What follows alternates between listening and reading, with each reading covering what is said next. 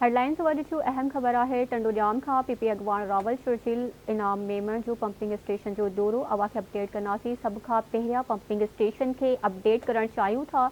ये चवड़ा है रावल शर्जील मेमर जो हुकूमत संजीदा है अवामी फ़ायदन वारा कदम खणण चाहिए था।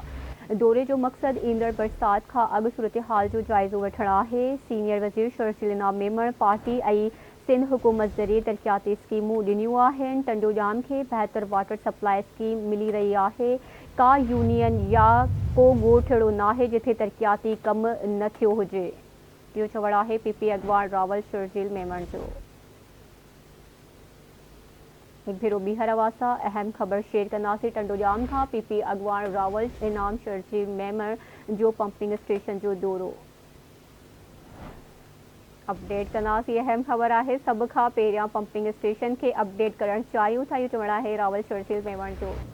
अपडेट कंदासीं हुकूमत संजीदा है अवामी फ़ायदन वारा कदम खणण चाहिए था। दौरे जो मकसद ईंदड़ बरसात का अग सूरत हाल जो जायज़ो वठणु है। सीनियर वज़ीर शर्जील इनाम मेमर पार्टी सिंध हुकूमत ज़रिए तरक्याती स्कीमूं ॾिनियूं आहिनि। पीपी अगवान रावल शर्जील मेमर जो चवण है त टंडोजाम के बेहतर वाटर सप्लाई स्कीम मिली रही है। का यूनियन या को ॻोठ अहिड़ो नाहे जिथे तरक्याती कम न थियो हुजे।